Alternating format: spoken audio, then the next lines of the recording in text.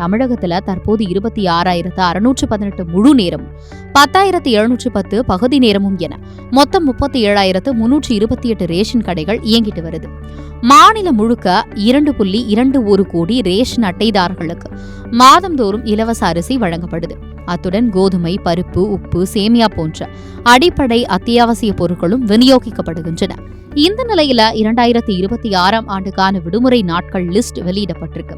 அது என்னென்ன நாட்கள் அப்படின்றத பார்க்கலாம். தமிழ்நாடு முழுவதும் செயல்படும் நியாய விலை கடைகளுக்கான 2026ஆம் ஆண்டுக்கான விடுமுறை பட்டியல் உணவுப் பொருள் வழங்கல் மற்றும் நுகர்வோர் பாதுகாப்புத்துறை அதிகாரப்பூர்வமா வெளியிட்டிருக்காங்க. அடுத்த வருஷம் ரேஷன் கடைகளுக்கு மொத்தம் 23 நாட்கள் விடுமுறையா அறிவிக்கப்பட்டிருக்கு. ரேஷன் அட்டைதாரர்கள் முன்கூட்டியே திட்டமிட உதவுற வகையில் இந்த அறிவிப்பு வெளியிடப்பட்டிருக்கு.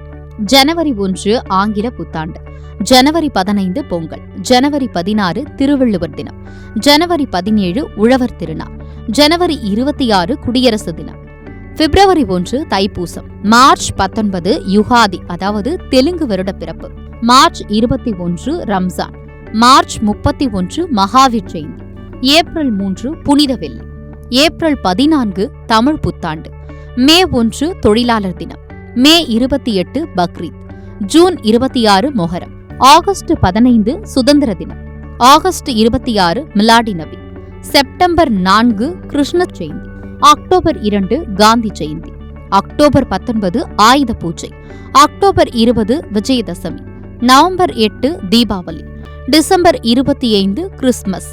இந்த நாட்களில் மாநிலம் முழுவதும் ரேஷன் கடைகள் செயல்படாது. எனவே பொதுமக்கள் இந்த தேதிகளை கவனமாக குறித்து வைத்து அதனை தகுந்த வகையில் தங்களுடைய ரேஷன் தொடர்பான தேவைகளை முன்கூட்டியே திட்டமிட்டு செயல்படுமாறு அறிவுறுத்தப்படுகிறார்கள்.